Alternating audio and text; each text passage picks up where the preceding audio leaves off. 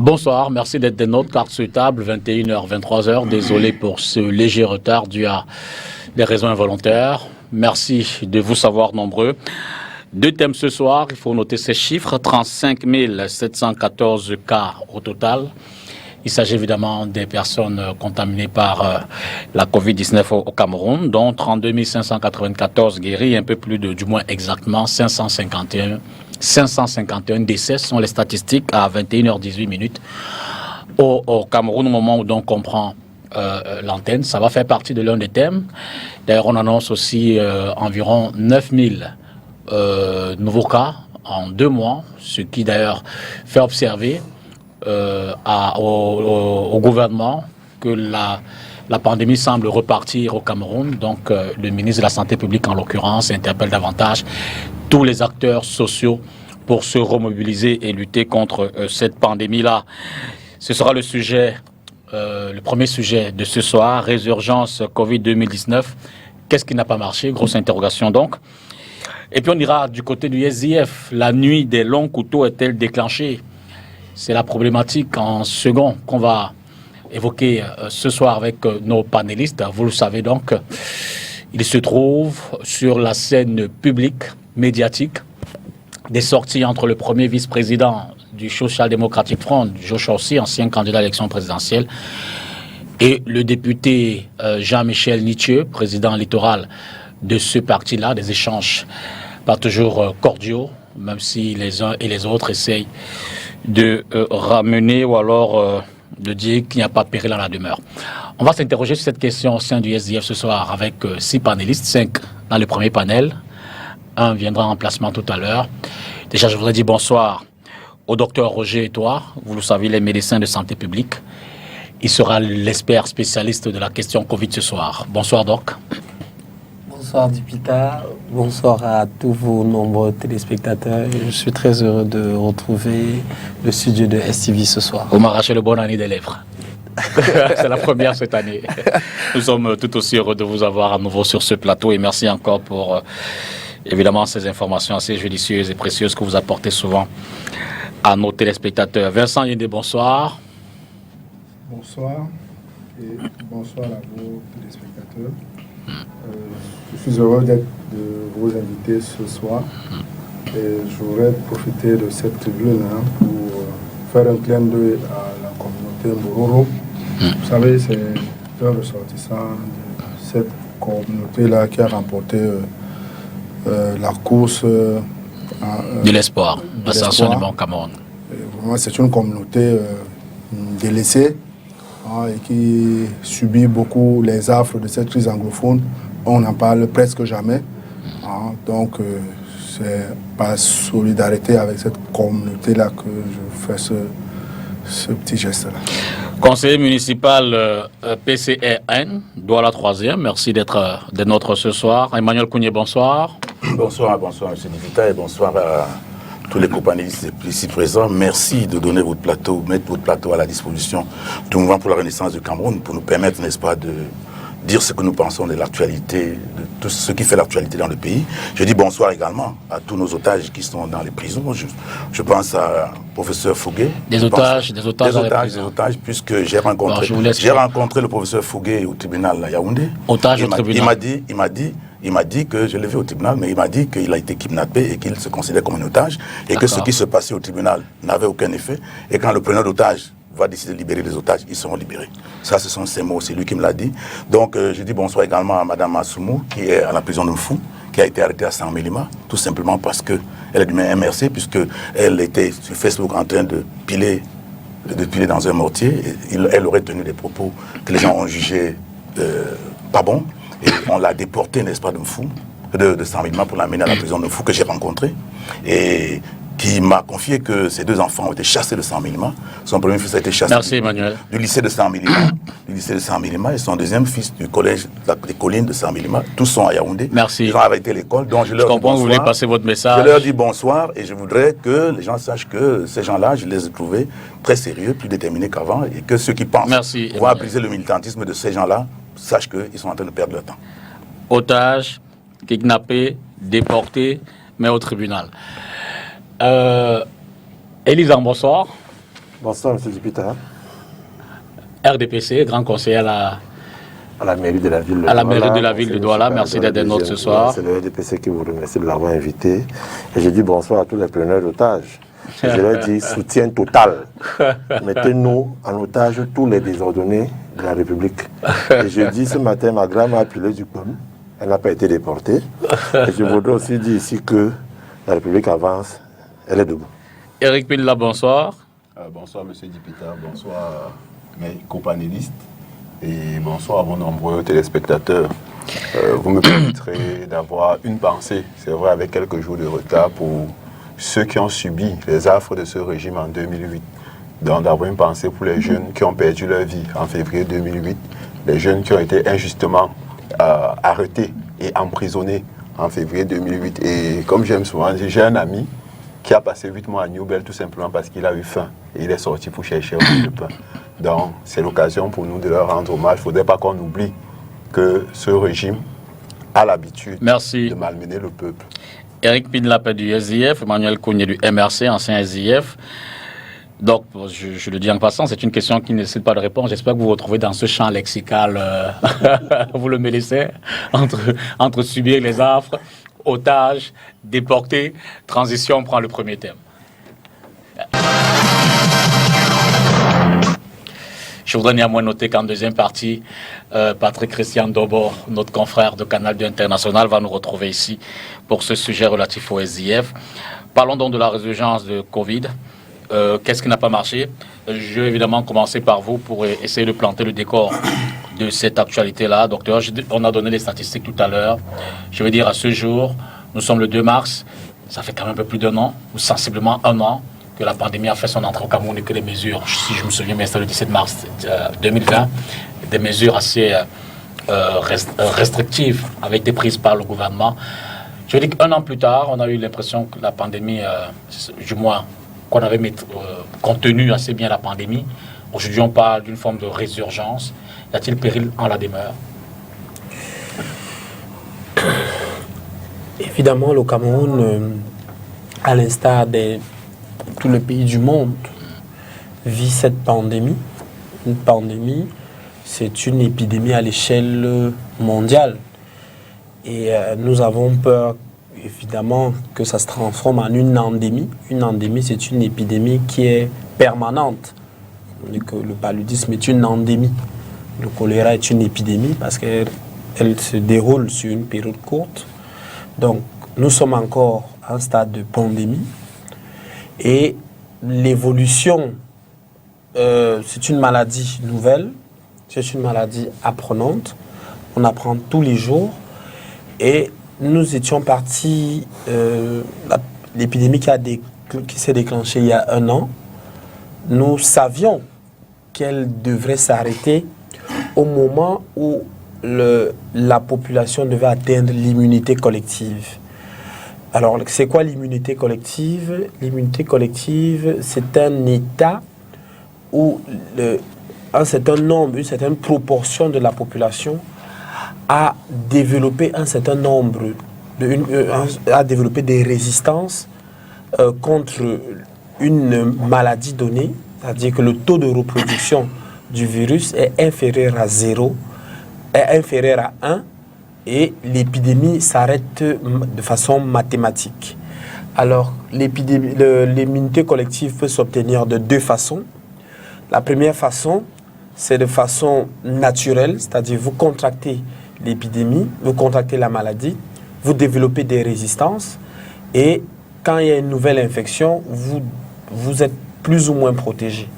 Alors, les premières études révélaient que l'immunité collective, l'immunité naturelle après une infection pouvait se développer pendant 6 à 8 mois.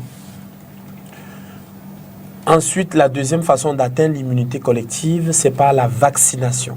C'est-à-dire qu'on vous administre un corps étranger qui peut être un virus vivant, un virus atténué, un morceau de virus et en ce moment, juste un fragment génétique du virus, c'est-à-dire avec les nouvelles formes de vaccins. Alors, nous étions partis, comme vous avez vu, la courbe de la première vague, cette courbe qui était en cloche, c'est-à-dire une courbe en cloche, ceux qui ont fait un peu les mathématiques se rappellent que ce qu'on appelle ça, c'est une courbe qui respecte la loi de Gauss, c'est-à-dire la loi normale, c'est-à-dire que c'est une loi qui obéit, qui décrit les phénomènes naturels. Naissance, évolution, maturité. Voilà, exactement. Il y a d'autres lois de mathématiques, la loi de Poisson et consorts. Donc, cette courbe, dans l'évolution de l'épidémie, elle monte, elle atteint un pic et ensuite, elle décroît. Donc, nous avions donc atteint un pic à la première vague aux alentours au cours du mois de juillet, précisément à la semaine du 6 juillet, du 6 au 13 juillet 2020, nous avons enregistré le nombre le plus élevé de cas, 2024 cas. Et ensuite, après, ça a commencé à décliner progressivement jusqu'au mois de septembre.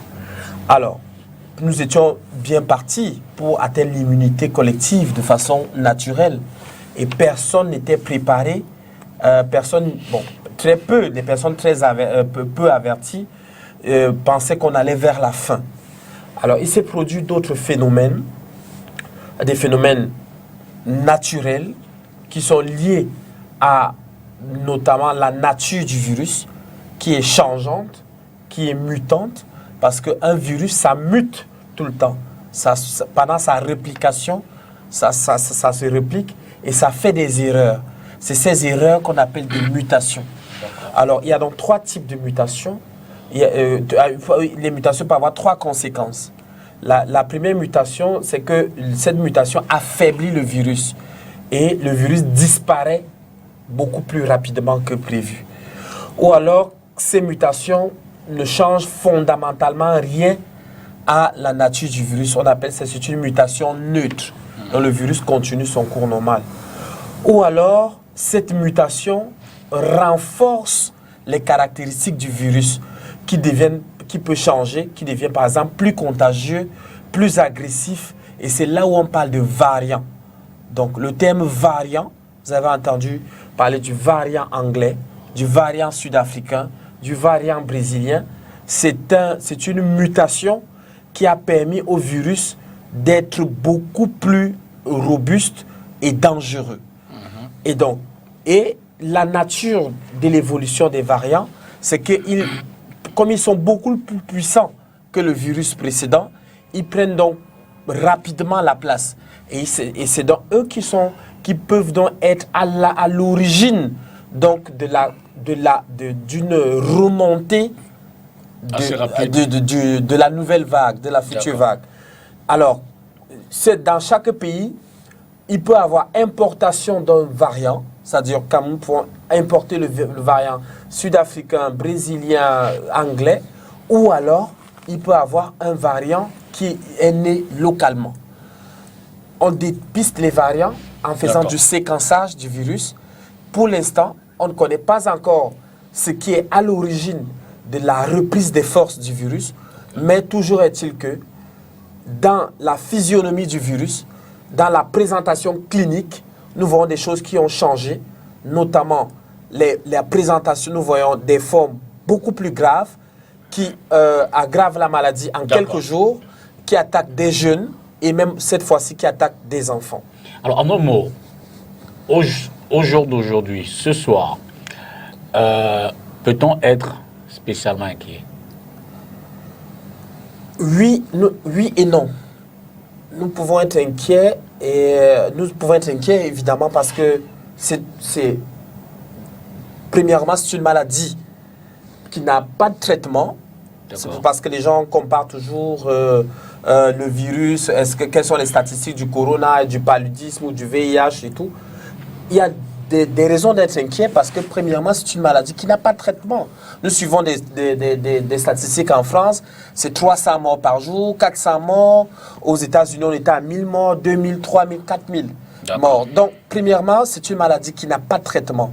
Donc, même si le nombre de personnes qui est touché est infime, l'humanité est toujours inquiète face à une maladie où il n'y a pas de traitement. Et ça nous rappelle les premières heures du VIH-Sida au Cameroun dans les années 80-90. On était inquiet parce qu'il n'y avait pas de traitement. On associait VIH à la mort.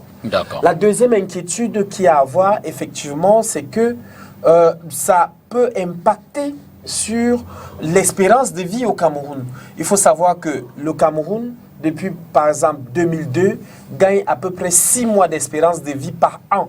Si bien que nous sommes passés d'une espérance de vie d'environ 51 ans, aujourd'hui nous frôlons les 60 ans d'espérance de vie et les projections disent que nous pourrons atteindre 70 ans d'espérance de vie en 2035. La dernière raison pour laquelle il faut être inquiet, c'est justement parce que le Covid-19 a un impact économique. Nous voyons la qualité des personnes qui décèdent, c'est des opérateurs économiques, des avocats, des médecins, des créateurs d'entreprises. Effectivement, il faut être inquiet. Mais l'une des raisons d'espérance, peut-être on va arriver, c'est que progressivement l'humanité se resserre, il y a des nouveaux vaccins qui arrivent et sur la courbe, nous pouvons aujourd'hui, la semaine du 18 à février 2021, nous avons atteint le plus haut nombre de cas, c'est-à-dire 2152. C'est donc, est-ce que nous avons atteint le pic? Parce que je vous dis, le précédent pic, c'est 2024 cas. La semaine passée, nous avons atteint 2152 cas. Est-ce que nous sommes au pic de la seconde vague? C'est encore trop tôt pour le dire, mais on a des raisons un peu d'espérer. Je le crois. Emmanuel Kounié, je rappelle que vous aviez, dans le cadre de votre parti, lancé un mouvement à l'époque, une initiative sur Vie Cameroun, une initiative pour accompagner les familles atteintes ou les personnes atteintes de cette pandémie-là. On va tout de suite avec vous entrer donc dans la question de la problématique ce soir.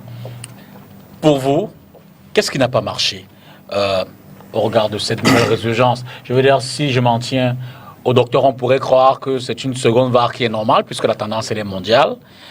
D'autres pensent effectivement que si les mesures n'ont pas été véritablement implémentées, ceci justifierait donc cette deuxième vague. À quel niveau vous vous situez exactement? Oui, je voulais d'abord corriger un peu. Nous n'avons pas... c'est pas notre parti qui a mené cette opération. Nous avons parrainé une opération. Hein, parce que quand le citoyen Kamto Maurice prend sur lui de mener une action comme celle-là, Suivi Cameroun n'était pas une structure du MRC. Hein.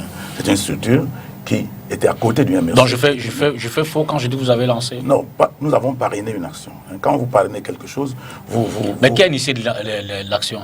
Nous étions le commanditaire de l'opération. Donc vous avez lancé l'opération? Oui, on a peut-être lancé l'opération, mais il faut éviter de rattacher systématiquement cette opération. Oui, mais c'est vous qui l'avez lancée. Oui, on est commanditaire de l'opération, mais l'opération n'est pas... C'est vous qui faites des comptes aujourd'hui, je veux dire, c'est vous qui avez lancé l'audit.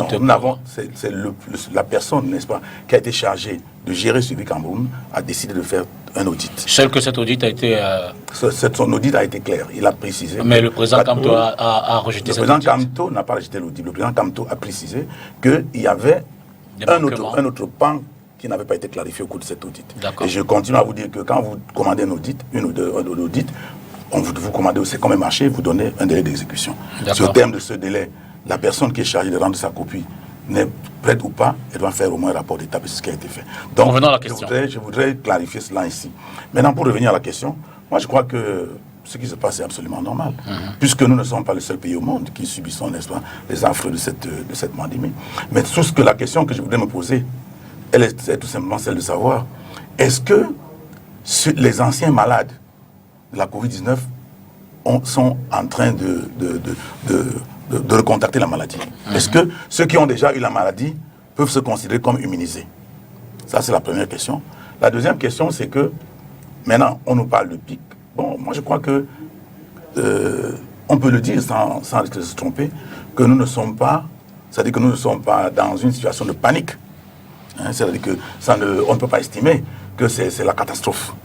Je crois quand même que le peuple camerounais, tout seul, dans sa résilience, indépendamment des fanfarons qui passent le temps à dire qu'ils nous gouvernent, ils ont fait cela, ils ont fait cela, le peuple camerounais, tout seul, dans sa résilience, a trouvé des formules qui lui ont permis, n'est-ce pas, de résister à cette pandémie, si on peut l'appeler ainsi, à cette pandémie. Et je crois que personne ne doit s'arroger, n'est-ce pas, la paternité de cette bravoure du peuple camerounais. C'est le peuple lui-même.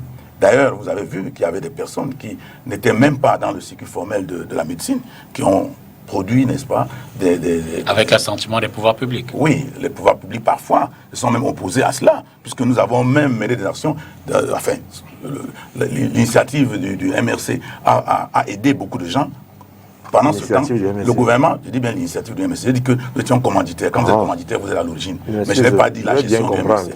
Oui. Donc que l'on comprenne que le peuple camerounais, voyant cette pandémie, s'est organisé pour résister à ce qui est arrivé. Et je crois que le peuple camerounais sera également prêt à résister. Et parlant des vaccins, nous avons appris, vous êtes dans les réseaux sociaux autant que moi, il y a beaucoup de controverses autour de ces vaccins-là. Et puis, nous ne savons pas quel est réellement, n'est-ce pas, le bien fondé de ces vaccins, que ces vaccins sont des vrais vaccins qui vont permettre, n'est-ce pas, à nous protéger contre cette pandémie. Mais moi, je crois que ceux qui ont réussi à protéger le peuple camerounais contre cette pandémie doivent réfléchir également à le protéger contre le vaccin, tant que ce vaccin est un vaccin qui vient naviguer à contre-courant. Moi, je crois que le Cameroun, c'est un pays où les gens sont très éveillés. Merci. Et ceux qui font des tours de passe-passe doivent comprendre qu'ils ne passeront pas par nous. Éric, résurgence, qu'est-ce qui n'a pas marché? Déjà, il faut noter que l'ensemble des citoyens camerounais ont été abandonnés à eux-mêmes. Et c'est l'occasion de rappeler aux uns aux autres de respecter les différentes mesures barrières qui ont été préconisées. Donc il faut porter un masque, il faut se laver régulièrement les mains. C'est vrai que c'est un rappel qui semble anodin, mais seulement c'est un rappel qui peut sauver des vies. Maintenant, l'autre chose, c'est au niveau des mesures qui ont été prises, vous allez vous rendre compte qu'il y a un certain relâchement, au moins pour le respect de ces mesures. Et à côté de ça, il y avait des mesures qui étaient inapplicables. Aujourd'hui, pour venir ici, j'ai pris un taxi. Nous étions 3 derrière, donc on est obligé de se toucher. Et on aurait pu baisser le prix du carburant pour permettre que dans les transports, les uns et les autres puissent avoir la distanciation sociale qu'il faut. Parce que je ne peux pas faire la distanciation à un endroit X et à un endroit Y. C'est impossible de faire cette distanciation. En réalité, c'est que je ne vais pas respecter de façon globale les différentes mesures qui ont été prises. L'autre chose également, c'est à un moment donné, le gouvernement RDPC a cru bon de dire aux Camerounais qu'on a vaincu le corona. Et pour beaucoup de Camerounais, si on a vaincu le corona, ils peuvent faire ce qu'ils veulent sans prendre le moindre risque. Malheureusement, ce n'est pas le cas. Et il est important que les uns les autres et que les différentes mesures qui ont été prises au mois de mars 2020 puissent être réactivées avec un peu plus de diligence. Parce que si, et là je vais prendre quelques cas, vous allez dans les marchés, on ne respecte pas la distanciation, on ne porte pas les masques et rien du tout. Ce serait bien qu'on pense à respecter ces différentes mesures-là. D'accord. Vincent, sur la résurgence, pour vous, qu'est-ce qui n'aurait pas marché? Je note 2 ou 3 questions après vos interventions parce que je vais relancer le docteur là-dessus tout à l'heure. De toutes les façons, cette deuxième vague se situe dans le sens normal des choses. C'est-à-dire qu'on sait qu'après une première vague, il y a toujours une deuxième vague qui arrive. Et comme l'a dit M. Kounye, il n'y a pas que le Cameroun, tous les autres pays d'ailleurs. Et tel qu'on observe, jusqu'à présent, il fait quand même moins de dégâts que partout ailleurs. Mais seulement, on peut quand même se poser des questions sur l'attitude de nos responsables. Parce que justement, après la première vague, on ne s'est pas préparé à accueillir la deuxième vague.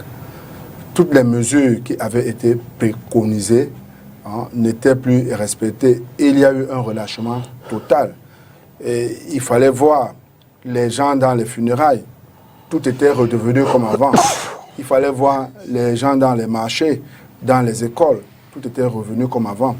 Or, on aurait pu se préparer. Entre-temps, il y a eu des actions qui ont été menées à l'intérieur du pays qu'on aurait pu capitaliser. Il y a le produit du cardinal, de Monseigneur Cléda, qui, à un moment donné, cherchait preneur. Mais c'est là où je ne suis pas d'accord avec le docteur qui a dit que cette maladie n'a pas de traitement. Nous l'avons tous vu et Monseigneur l'a dit à haute et intelligible voix. Il traitait cette maladie jusqu'à ce qu'il n'ait plus de cas. Il faisait des tests et il traitait. Qu'est-ce qu'on a fait de cela? Est-ce qu'on a capitalisé? Est-ce que le Cameroun s'est approprié cette connaissance-là pour se préparer à une deuxième vague? On se rend plutôt compte qu'on a orienté ça vers la vaccination. Parce que lorsqu'on suit le ministre de la Santé, il nous dit, écoutez, si la tendance ne s'améliore pas à la baisse, on va être obligé de vacciner. C'est-à-dire qu'on a botté en touche toutes des solutions locales, ce qui est quand même déplorable. En plus de cela, cette maladie a permis aux jeunes ingénieurs de proposer des solutions locales pour ce qui est des respirateurs. Qu'est-ce qu'on en a fait? Lorsque nous voyons des milliards de francs qui sont sortis parce qu'on est allé après les ambulances chercher des respirateurs, alors que nos jeunes ingénieurs sortis de nos écoles que nous avons formés nous ont apporté ces solutions déjà prêtes. On aurait donc pu se préparer et se prémunir en leur permettant donc de passer à la phase de production industrielle de manière à ce que maintenant qu'on ne soit donc plus obligé d'aller chercher les respirateurs ailleurs. Donc ça c'est quelques aspects que j'ai pu noter. Et puis il faut quand même dire que la maîtrise de la première phase avait impliqué beaucoup de pans de la société, y compris les collectivités territoriales décentralisées. Je vous rappelle que pour que les rentrées scolaires aient lieu, toutes les mairies sont descendues dans les écoles pulvérisées pour désinfecter les écoles, toutes les places publiques, y compris les marchés. Bon, mais maintenant, lorsque la deuxième vague arrive et qu'un maire veut reproduire cela, on lui brandit plutôt une note, je préfère, lui retirant la capacité de faire ce travail-là. Or, il est juste dans son rôle et dans la continuité de ce qui s'est fait lors de la première vague. Maintenant, on se rend compte que les fonctionnaires s'approprient la lutte contre le Covid. C'est plutôt le délégué régional de l'éducation primaire et maternelle qui écrit et qui prescrit maintenant la démarche à suivre. Or, durant la première phase, on ne les a pas vus. C'est les maires qui s'en occupaient. Donc, quand vous posez la question de savoir ce qui n'a pas marché, ça, c'est les quelques points qui pour ma part, peuvent expliquer que, et en plus, il ne faut pas oublier que nous sortons d'une compétition où nous avons eu l'humiliation de notre vie. On ne savait plus quel test était vrai, quel test n'était pas vrai. Hein? Et lorsqu'à côté de cela, nous avons vu un reportage au niveau de la Cantini où on traficotait les tests du Covid. Ça, c'est autant de choses qui nous ont exposés. Parce que imaginez-vous quelqu'un qui vient avec un document qui atteste qu'il n'est pas atteint, alors qu'en réalité, il est atteint. C'est très grave. Donc ça, c'est des choses qui ont pu expliquer. Mais d'une manière générale, nous pensons que le Cameroun a pu gérer la première vague et pourra encore gérer cette Cameroun a pu gérer la première vague. Ok, contrairement à ce que les deux autres disent. Elisan, Oui. qu'est-ce qui n'a pas marché? Parce qu'il n'a pas marché, ce sont nos habitudes. Vous savez, l'enfer, c'est toujours les Donc vous autres. reconnaissez qu'il y a quelque chose qui n'a pas marché? Bien sûr, D'accord. puisqu'il y a des cas de maladie Ok. dans le monde entier. S'il n'y avait pas de cas de maladie, on n'aurait pas de morts. On n'aurait pas la résurgence de ce virus. On n'aurait pas la mutation de ce virus. Ça veut dire qu'il y a quelque part quelque chose n'a pas marché. Maintenant, il y a deux choses qui se posent. Est-ce qu'on va lutter contre la nature? Non. Autant nous développons des systèmes pour lutter contre ce virus, autant ce virus qui est un organisme vivant, fait aussi des siennes. Donc pour vous, on aura tout fait, vous aurez tout mais fait, la résistance du virus... est là. C'est-à-dire il faut tout juste prendre les mesures qu'il faut pour que le virus ne prenne pas le pas sur nous. On aura fait guichet fermé pendant le Chan. Maintenant, vous savez, c'est très amusant de voir. C'est ça qui est différent avec les hommes politiques. Ah. Vous savez, généralement, il y a des sujets où parfois il faut mettre un peu de politique de côté, mais quand on a des gens en mal de sensations populaires parce qu'ils veulent à tout prix animer la galerie, on est obligé de dire des choses. J'ai entendu beaucoup de choses ici, les appareils par des jeunes Camerounais qui n'ont pas été soutenus, le préfet contre ML, le chat où on a eu, le test, quoi, la honte de notre vie. Répondre à tout ça vraiment m'amènera dans un... Mais il le faut. Parce que vous savez, votre émission est une tribune où nous éduquons aussi.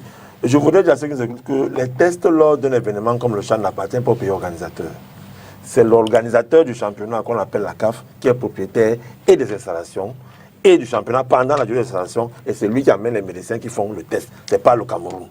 La deuxième chose que je voudrais lui faire comprendre, c'est que lors de la loi des finances 2020-21 qui a été votée dernièrement, et vous avez au moins 5 députés à l'Assemblée, le budget du ministère de la Recherche scientifique et de l'innovation a été élevé. Pourquoi ? Parce qu'il y a tout un pan qui a été mis à contribution pour financer les appareils médicaux issus de nos écoles camerounaises. Et un appareil médical ne s'utilise pas parce qu'on l'a fabriqué. Non, il faut d'abord l'homologuer. Et l'homologation suit un processus. Monsieur Yende, il faut vraiment qu'on... C'est-à-dire, ne voulons pas soigner le palu avec des médicaments ou des appareils qui vont plutôt nous donner la lèpre. Il faut qu'on avance. Je voudrais dire à mon frère du SIF que non, vous ne pouvez pas demander qu'on baisse le prix du carburant parce qu'il faut créer la dissentation. Non.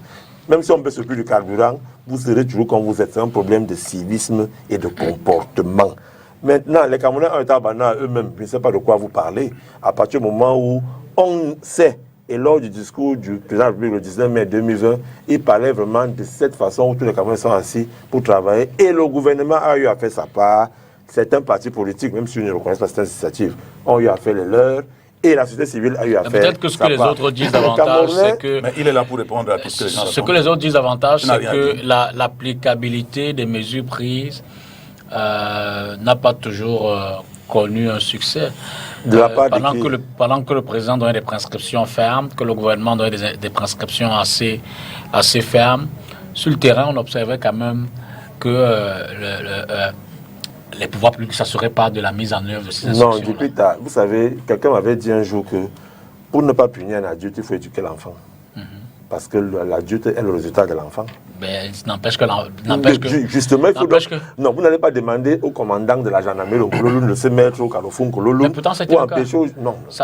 Il faut qu'on soit clair. Vous savez, à un moment... Plusieurs fois, le président a public a appelé les autorités à veiller à ce que les mesures barrières soient respectées. Est-ce que les mesures barrières, c'est que quand vous êtes chez vous, vous ne devez pas nettoyer vos mains quand vous avez fini de manger? Est-ce que vous n'avez pas mis le masque quand vous allez à l'école? Est-ce que les mesures barrières, c'est que quand les citoyens ne les respectent pas, l'autorité qui passe ne s'assure pas de son... C'est pas ça le rôle de l'autorité. Oui, il faut écouter.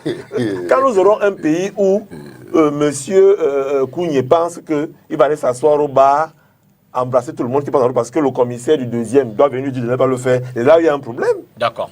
Là, il y a un problème. Maintenant, pour terminer, ce sont les chiffres qui parlent.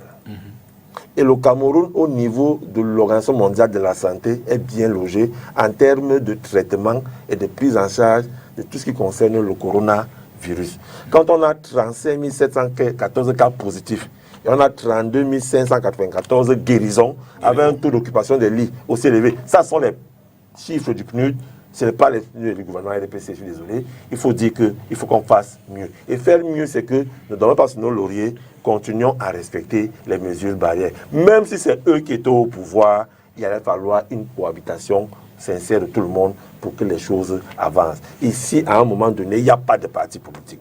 Il y a que tous les Camerounais doivent s'asseoir et lutter contre ce virus. Parce que quand le virus nous aura décimé nous tous, il n'y aura plus de parti. Il n'y aura plus de parti.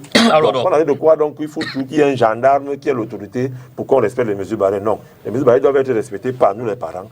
On l'inculque à nos enfants. Je n'ai pas à attendre que le policier me dise de le faire. Non, je le fais à mon fils. Et mon fils a ce réflexe-là que toutes les 15-30 minutes, il doit nettoyer ses mains. Il doit avoir son masque quand il va à l'école. C'est ce que moi, son père, je lui apprends quand il quitte la maison. C'est ça mon rôle. Donc Emmanuel Kougné puis Eric relèvent que le peuple a été abandonné. C'est peut-être pas ça le mot, l'expression exacte, mais c'est un peu l'esprit. Que le peuple a été abandonné à lui-même et il a su se montrer résilient par ses propres moyens vis-à-vis de cette pandémie. Je veux dire que vous, en tant que membre du corps de la santé publique notamment, est-ce qu'on peut le dire ainsi? Est-ce que vous vous reconnaissez un peu dans cette démarche-là? D'abord, je crois qu'il a posé une question très importante qui est passée sous silence. Il a demandé, peut-on être infecté 2 fois par le Covid, je pense. Oui, les anciens infectés peuvent-ils... Voilà, c'est une question très importante parce que nous avons des populations qui nous suivent et beaucoup disent, bon, j'ai déjà été infecté par le Covid et maintenant je peux me balader comme je veux. Bon, c'est à moitié vrai. À moitié vrai parce que effectivement, quand on est infecté par le Covid, il est prouvé une infection légère à modérée, vous pouvez développer une immunité pendant entre 6 et 8 mois. Pour les, et les données sont toujours en analyse pour voir si l'immunité est encore plus longue. Par contre, il y a un phénomène il peut avoir un phénomène qui se passe, c'est que vous pouvez perdre ou baisser votre immunité si vous contractez une maladie. C'est pas vous développez une comorbidité, hypertension, diabète, VIH, obésité, malnutrition, dénutrition et consorts. Donc vous pouvez baisser votre niveau d'immunité. Effectivement, là, vous devenez vulnérable à une autre infection. L'autre phénomène, c'est que vous pouvez...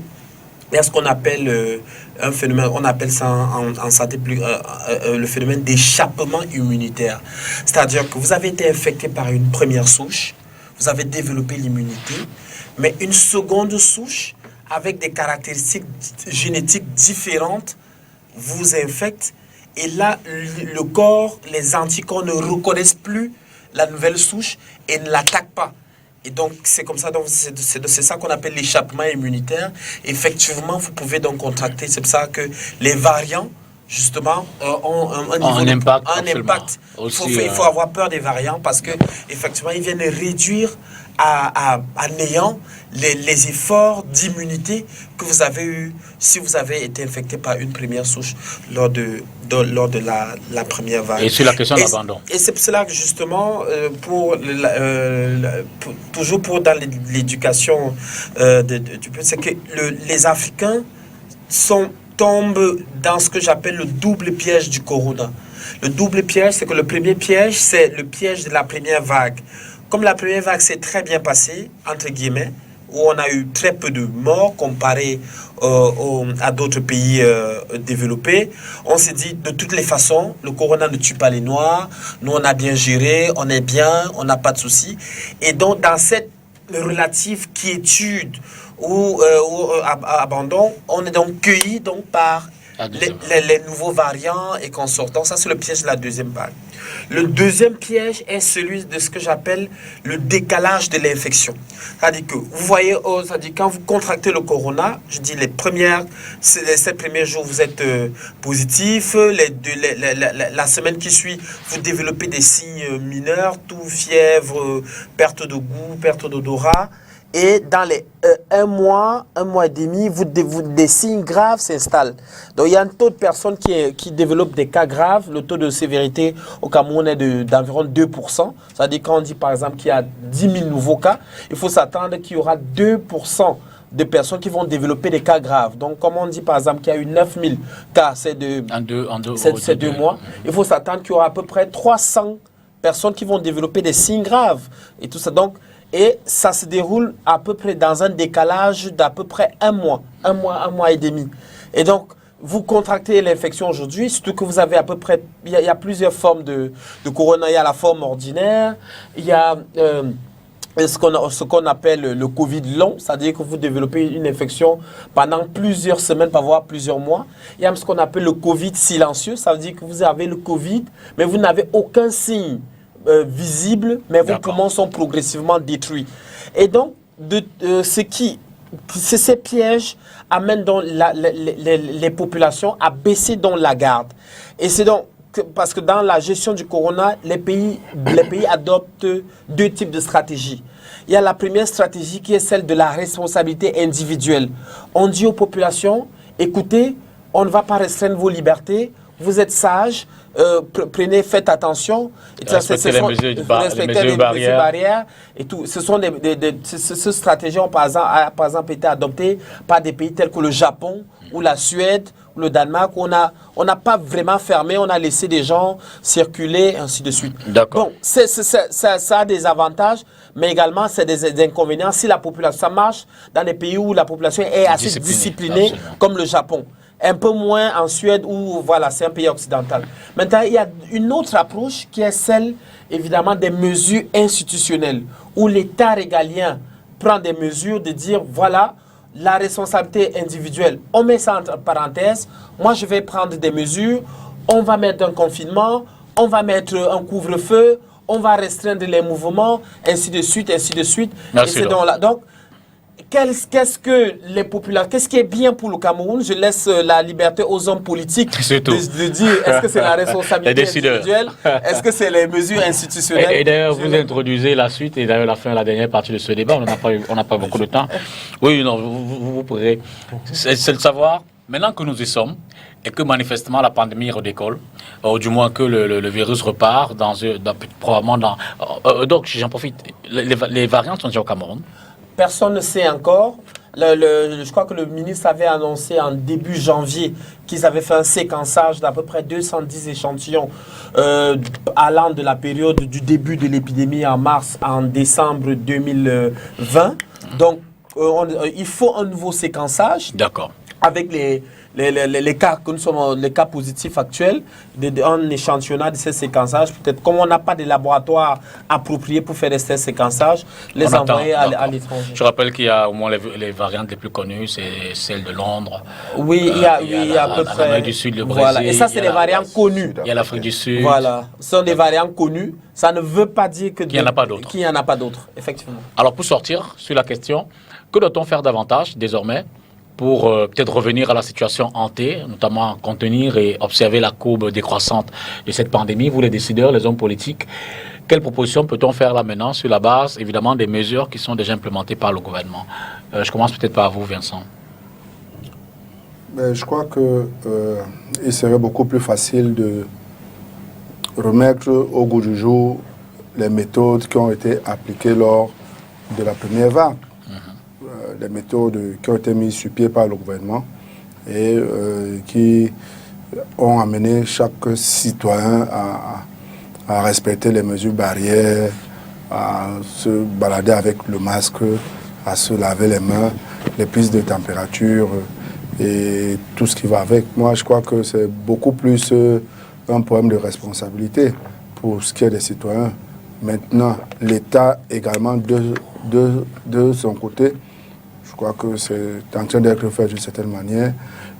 Il doit se préparer au cas où il y aurait donc un excédent de cas à pouvoir y faire face.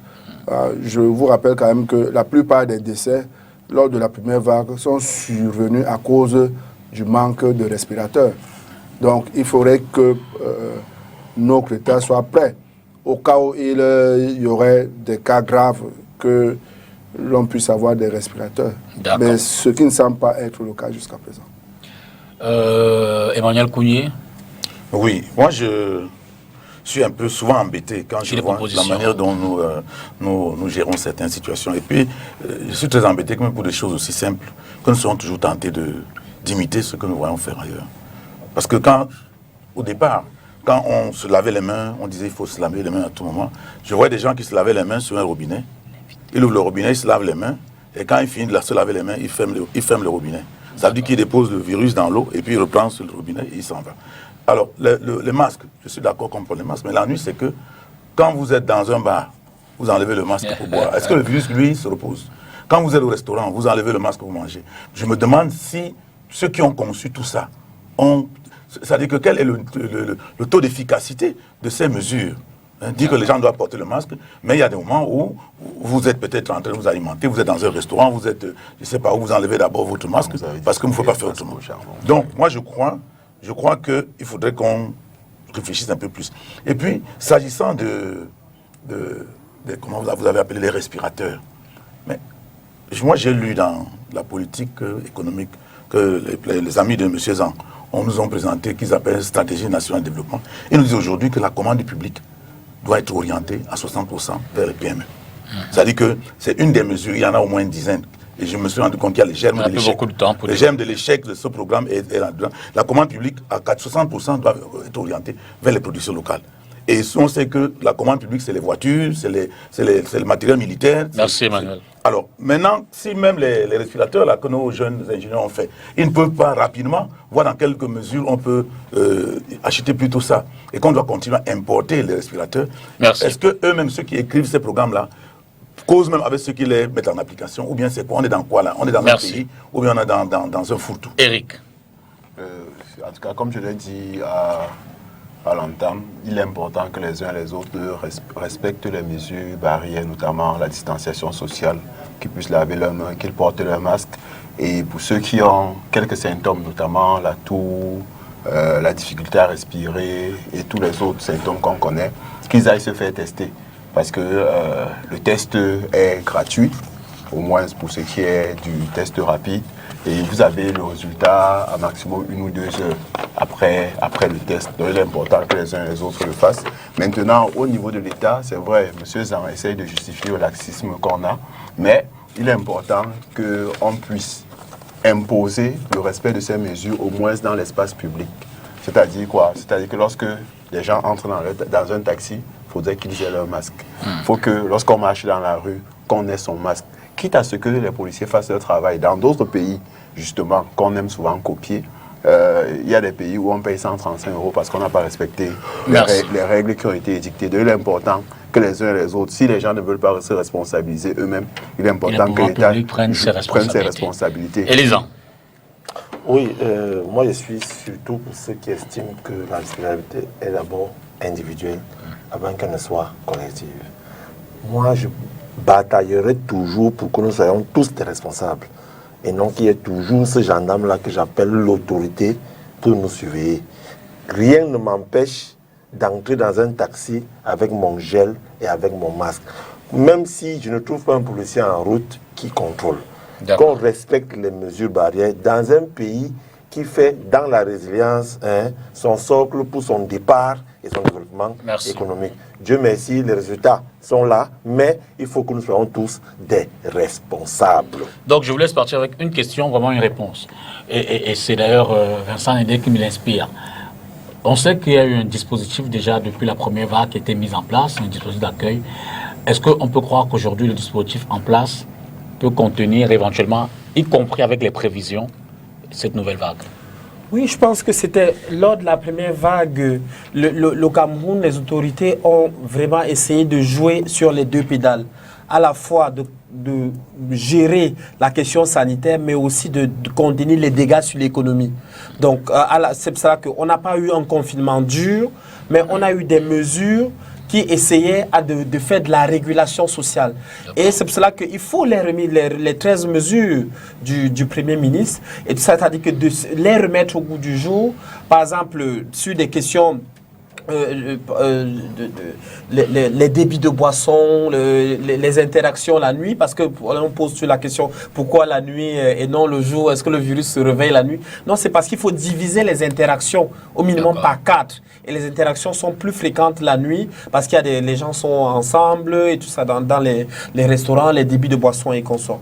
Maintenant, l'autre chose, c'est qu'effectivement, il faut aller rapidement à accélérer le renforcement du système de santé camerounais, parce que c'est-à-dire que nous devons profiter entre guillemets du Covid pour renforcer les plateaux techniques des hôpitaux en respirateurs et consorts, renforcer en personnel, renforcer en financement, et la question évidente du vaccin va toujours se poser, parce que malgré toutes ces mesures, vous aurez toujours des personnes fragiles qu'il faudra protéger, c'est-à-dire des personnes âgées, des personnes qui ont des comorbidités, les personnels de santé et les voyageurs et même les volontaires. Et ces gens, il faut les vacciner. Il faut donc rapidement mettre des stocks et un circuit de vaccination en place pour que ça puisse bien se passer.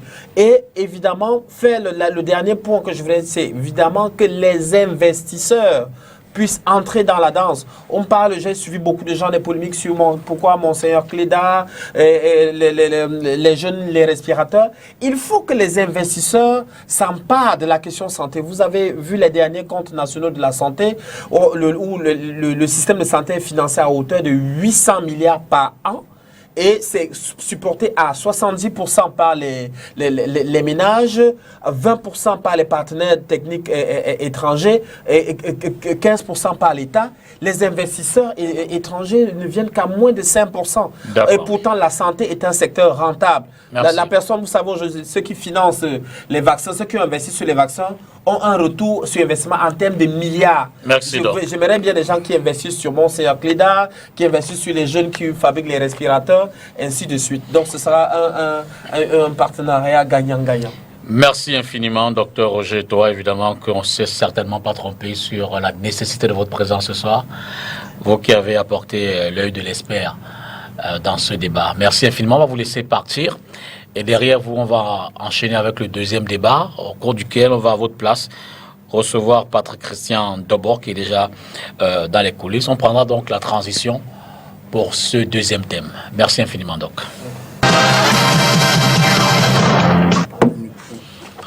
Parlons donc du SIF, et puis je l'ai dit tout à l'heure, ça semble grincer des dents dans la maison de John Frondi, si on peut le dire ainsi. La dernière actualité nous montre un échange, pas toujours des moindres, en termes de violence, de virulence, entre le premier vice-président, Joshua Ossi, et le président régional littoral, Jean-Michel Nitué, les deux députés. Et la dernière remonte à ce courrier adressé par certains parlementaires, certains députés camerounais aux sénateurs américains, ce qui a suscité une nouvelle juxte verbale. Et ce soir, on va donc essayer de s'interroger, évidemment sachant que John Frondi a décidé de prendre sa retraite politique. SIF, la nuit des longs couteaux est-elle enclenchée? Que vous inspire cette problématique au sein du SIF, Vincent Yende? Disons que c'est une situation que nous observons avec beaucoup d'intérêt, surtout que vous venez de le signaler, ce John Frondi a pris sur lui de se retirer. C'est une situation qui attise des convoitises à l'intérieur de son parti. Vous savez que ce John Frondi a toujours fait l'objet de tiraillements de deux courants principaux à l'intérieur de son parti. Un premier courant qui voulait absolument un courant radical avec des actions d'éclat telles que nous le voyons un député les faire très souvent, qui refuse toute collaboration avec le gouvernement, qui est contre tout ce que le gouvernement fait, et un autre courant qui pense qu'il faut aller vers des solutions concertées, un courant beaucoup plus conciliateur. Donc ça fait qu'actuellement qu'il décide de ne plus se représenter, de laisser les rênes de ce parti. Les principales têtes de proue sortent donc et avec leur lieutenant pour essayer de marquer les esprits et aller vers cette victoire attendue. Et ce que nous observons là, tel que je le disais, nous rappelle juste et nous annonce d'ailleurs ce qui risque de se passer dans un très grand parti qui est au pouvoir depuis près de 40 ans. Lorsque viendra le moment de quitter la scène politique, c'est ce qu'on commence à voir là au SIF dans une moindre mesure. D'accord. Patrick Christian, bonsoir. Bonsoir, député. Bonsoir à tous les autres invités. Le très cher estimé confrère. C'est un plaisir d'être là. C'est un honneur pour nous voilà. de vous recevoir. De temps en temps, il faut se retrouver de l'autre côté. C'est vrai que ça change un peu voir votre tête sur cette antenne. Voilà. Vraiment, merci. Bonsoir à tous vos téléspectateurs. Merci infiniment d'avoir accepté cette invitation. Ce n'est pas tous les jours. Oui. Donc, je vous prends d'entrée sur l'observation que vous faites de ce qui se passe au SIF. Le SIF dont on reconnaît quand même les batailles depuis les années 1990. D'aucuns pensent que le parti est dans une phase d'essoufflement, qui a besoin d'un nouveau ouf pour rebondir. Et la question de ce soir est donc de savoir si nous sommes déjà véritablement dans la nuit des longs couteaux. Alors, la nuit des longs couteaux, difficile de le dire. Mais ce qui est clair, c'est que lorsqu'on observe les prises de parole publiques, ces temps-ci et surtout à un haut niveau de responsabilité de ce parti politique, on est obligé de se dire qu'il y a quelque chose qui ne va pas. Et en tout cas, pour ceux qui observent la scène depuis les années 90, il est clair que, essoufflement ou pas, les traces du STF sont de façon indéniable marquées dans la vie politique de notre pays, surtout avec le retour du multipartisme. On ne va pas revenir sur la jeunesse, le parcours de... Mais on va quand même constater que les questions de dissidence ne sont pas des faits nouveaux au sein du STF. Il y a souvent eu ce bouillonnement. Vous vous rappelez de 2006, les 2 congrès à Yaoundé. Je pense que sur ce plateau, il y a au moins 2 figures politiques qui ont une âme du SDF en elles. Il y en a au moins 2.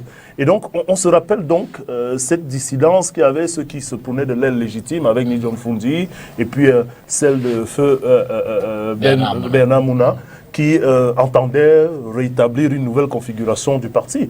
Et donc, quand on regarde la marche et l'évolution du STF, il y a toujours eu, au regard même de la genèse et des éléments qui ont fondé le STF, dans son slogan du pouvoir au peuple, d'une volonté de démocratisation, son affiliation à un projet idéologique social, c'est-à-dire que la participation des acteurs à la base, c'est ça le principe. Donc, on a toujours eu, dans cette progression du STF, des tendances qui ne se sont toujours pas accommodées de l'ordre établi ou de la discipline imposée. Donc, on peut dire que cela fait partie des germes du STF. Aujourd'hui, peut-être que les résultats sur le plan électoral des différentes campagnes montrent une espèce de courbe décroissante par rapport au SDF, et cela pourrait faire penser à ce que quelques-uns considèrent comme étant la chute est-elle irréversible du SDF, mais on constate tout au moins que sur le plan de la carte et de la représentativité, le SDF a un sérieux souci. Maintenant, la nuit des longs couteaux, on peut dire oui en partie, parce que vous vous souvenez tout de même que le président du Social Democratic Front, quoi qu'il ait décidé de ne pas se présenter à l'élection présidentielle de 2018, a quand même annoncé qu'il continuait d'être président du parti. Et tout récemment, avec son retour, on a quand même entendu de sa propre voix son intention de laisser les rênes à ce qu'il considère comme étant la jeune génération.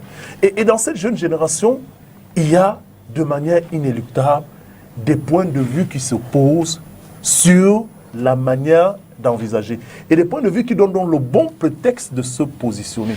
Et dans ce prétexte, peut-être qu'on reviendra tout à l'heure, il y a ce qu'on peut considérer comme étant ceux qui sont taxés de connivence ou de souplesse avec les pouvoirs publics, et ceux qui, dans la dynamique de ce que nous avions tout à l'heure, pensent qu'il n'y a rien à voir avec le pouvoir et qu'il faut être radical. Et donc cela, si cela nous résume sur la conception de ce qui se fait aujourd'hui, pourrait nous faire comprendre effectivement qu'il n'y a peut-être pas de longs couteaux, mais il y a déjà le positionnement.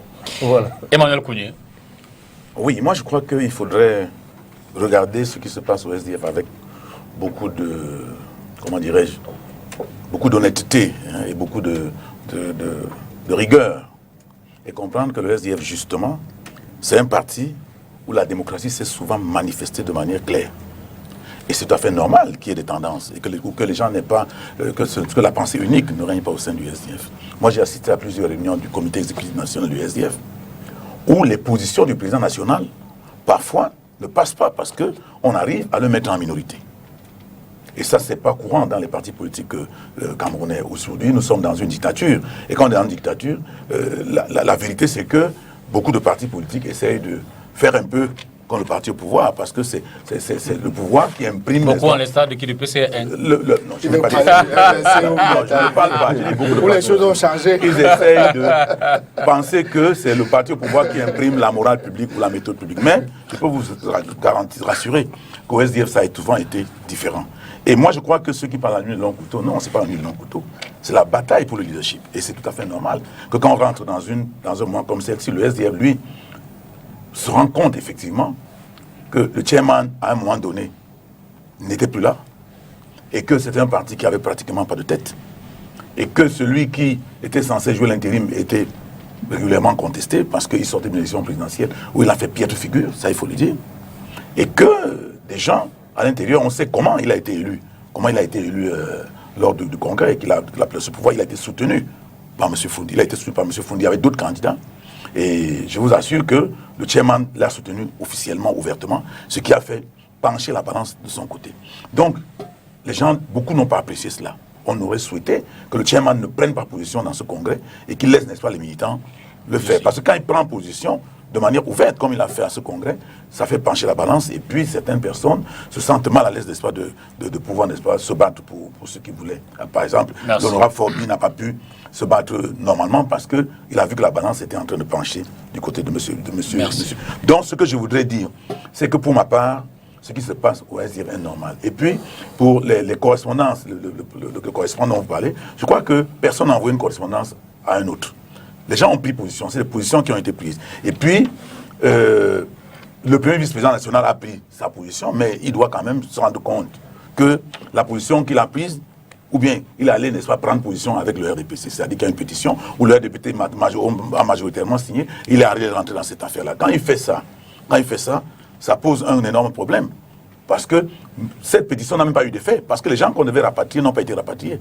Donc il a envoyé un coup d'épée dans l'eau. Il a pris une position qui ressemble à ce que certains opposants collabos ont appelé. J'ai suivi un sur ce plateau qui parle de dictature conviviale. C'est-à-dire que la dictature du RDPC, c'est une dictature, mais elle est conviviale, donc on peut vivre avec. Donc quand on est dans cette posture, on devient même dangereux pour le SDF dans sa conception.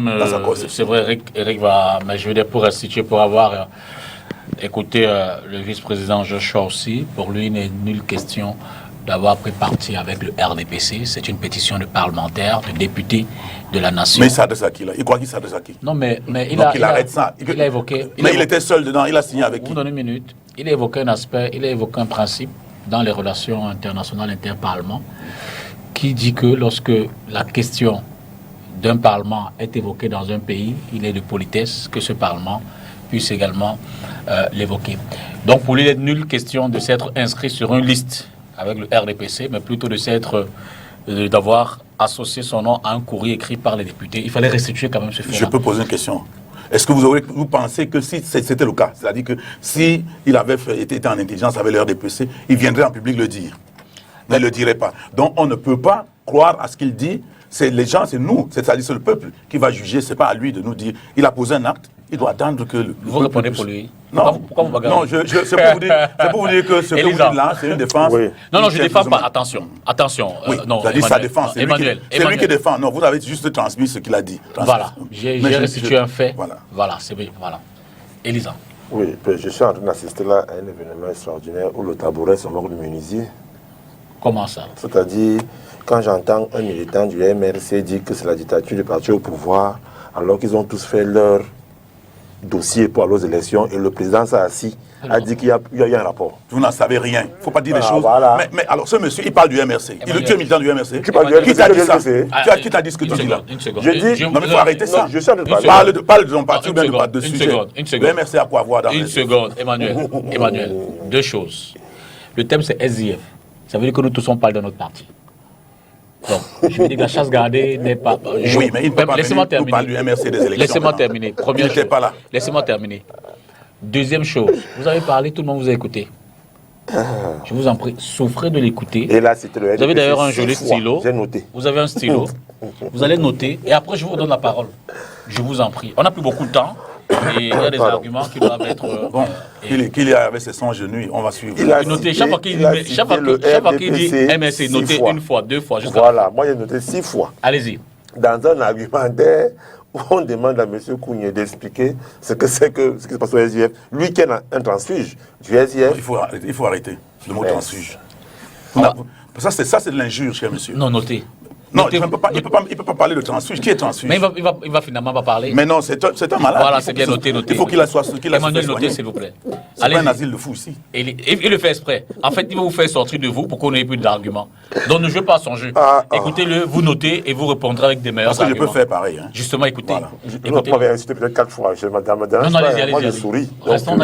C'est ça l'éducation politique. Tu n'en sais rien, il faut te taire. Bon, quand un transfuge parle comme ça. Moi, j'ai dit, donc, c'est le tabouret qui se moque du menuisier. Quand on me parle de dictature du parti au pouvoir, dont je RDPC, dont je suis le digne représentant ici, je dois vous répondre en vous faisant comprendre que vous avez perdu votre temps devant et les bureaux du fisc, et les mairies, et les trucs pour faire vos dossiers. Et votre président s'est assis seul, a dit qu'on n'irait pas aux élections. Là-bas, ce n'était pas la dictature, c'était la convivialité. Vous avez dit que le RDPC a signé, non. Attention, Elie, en même temps, il faut recadrer, s'il vous plaît. Oui. La question, je reprends la question comme je veux. D'accord. Voilà, maintenant, non, je vous dis, je suis dans une émission où mon parti a été attaqué, je dois lui répondre. Et quand j'ai fini de lui répondre, et comme on a s'agiter, ça veut dire que j'ai dit, fais ce que j'avais à faire. Je réponds maintenant, c'est que c'est du SDF. On n'a pas beaucoup de temps. Non, est-ce que ce gouvernement a été bien conçu? Le SDF aujourd'hui, j'ai envie de reprendre les mots de mon grand frère Wafo, qui dit souvent que la nuit, les longs couteaux arrivent au RDPC. Et pendant que tu souffles le vent pour qu'il y ait incendie chez le voisin, ça commence chez toi. Donc avant que la nuit, les longs couteaux n'arrivent au RDPC, parce que c'est le mot. Le SDF sera consumé. C'est-à-dire, c'est pas pour eux qui a commencé. Pour eux a commencé. C'est-à-dire, je sais pourquoi on va partir là. Il s'agit d'une guerre de positionnement depuis que le grand patron est revenu et a annoncé, entre guillemets, sa retraite. Il faut maintenant que les choses se mettent en place. Et il y a deux tendances au sein du parti qui se positionnent avec en tête, d'un côté aussi, qu'on soupçonne d'être de connivence dans son mécanisme de fonctionnement avec le RDPC, et un qui est radical, qui rejoint drastiquement les positions de mon père qui est ici sur le plateau. Donc, on a donc ça. Et quand on regarde au fond encore, on voit donc que la série de démissions de ce que, parce qu'il faut dire les choses telles qu'elles sont, la série de démissions de certains hauts cadres du SDF qui sont partis du SDF pour rejoindre ce parti qui tend à attirer l'honorable Nietzsche, c'est qu'ils sont tous d'une certaine branche et tous ont une certaine idéologie et viennent tous d'une certaine aire géographique. Et c'est ça qui est la vérité. Maintenant, vous avez le socle fondamental du SDF qui est les anglo-bamis, c'est-à-dire vous avez le système anglophone, anglo-saxon, et de l'autre côté, qui est incarné par aussi. Et vous avez dans cette nouvelle tendance avec ce parti dit populaire, entre guillemets, qui est le MSC, qui tente à attirer certains vers eux. Vous avez un N'Djamène qui est parti, est-ce que vous allez nous empêcher de faire l'analyse que N'Djamène soit parti au MSC, que Kougne soit parti au MSC, c'est clair, même si l'autre est encore reparti. Donc, il faut juste qu'on comprenne qu'il y a donc cette tendance-là, cette guerre idéologique que ce parti traverse, et c'est effectivement la nuit des longs couteaux. Je souhaite tout simplement beaucoup de courage à mon ami Eric Finlap. Eric, que se passe-t-il dans votre parti? Déjà, vous me permettrez de rendre un hommage au chairman John Funti pour l'ensemble de son œuvre pour l'émergence de la démocratie dans notre pays. Et l'autre chose également, c'est pouvoir dire qu'il a choisi un jour symbole, c'est le 11 février 2021, qu'il a décidé d'annoncer sa retraite politique, justement, pour partir un peu plus tôt et voir comment les choses se passent après lui, pour pouvoir accompagner les différentes compétences qui pourront prendre les destinées du parti à ce niveau. Maintenant, s'agissant de ce qui se passe, je tiens à rappeler que la devise du SDF, c'est démocratie, justice et développement. C'est-à-dire que dès la création du SDF, on a fait de la démocratie un des piliers, un des éléments fondateurs de notre parti. Et dans une démocratie, on permet aux uns et aux autres de pouvoir exprimer un point de vue sans pouvoir les qualifier de X ou de Y. Donc, il y a un certain nombre de points de vue, il y a un certain nombre de positions qui sont prises par les uns et les autres. Maintenant, ça fait grand bruit parce que ce sont des cadres qui sont reconnus et qui peuvent aspirer au poste suprême qui est de diriger notre parti. Maintenant, il est important qu'on sache que malheureusement ou heureusement, on aura un NEC le 13 qui va permettre de calmer un peu. Le 13 mars. Le 13 mars, nous avons une réunion du comité exécutif national qui va permettre de calmer un peu les ardeurs des uns et des autres et éventuellement recadrer ceux qui aura à recadrer, mais également, c'est lors d'un congrès qui sera convoqué, ça peut être un congrès ordinaire ou un congrès extraordinaire, que les uns et les autres seront élus. Ce n'est pas l'ensemble des Camerounais qui viendront au congrès voter, mais c'est l'ensemble des délégués qui viendront des différentes régions, qui vont élire les responsables du parti. Donc à ce niveau-là, il est important de comprendre que le processus, il est normal. C'est important que dans un parti qui ait suffisamment de compétences pour gérer le parti, parce que si vous avez une seule personne qui peut gérer le parti, c'est un problème. Parce que si elle n'est pas là, les autres ne pourront pas faire le travail. Si on a suffisamment de compétences, c'est une bonne chose. Ça signifie que le chairman Nidon Fundi a fait du bon travail et ça a permis l'émergence d'un certain nombre de leaders. En tant que militant de l'intérieur, comment vivez-vous tout cela? Je veux dire que, y a-t-il des prises de position devant, puisque vous le dites, les tendances, la tendance est vers le renouvellement ou alors vers le choix du prochain dirigeant. Évidemment que peut-être que des clans se forment à l'intérieur. Est-ce que vous le ressentez en tant que militant? Je veux dire, est-ce qu'il y a des formes de campagnes de remplacement non dites qui sont déjà lancées au sein d'ISDF? Les militants sont-ils toujours unis ou divisés derrière ces tendances-là? Si je dis qu'il n'y a pas de petits courants qui se créent, je serais en train de mentir les Camerounais. Il y a ces militants qui souhaitent, parce que chacun souhaite que X soit le prochain leader, chacun souhaite que Y soit le prochain leader. Donc c'est normal qu'ils posent des actes pour soutenir ou bien pour promouvoir l'image de ces leaders-là.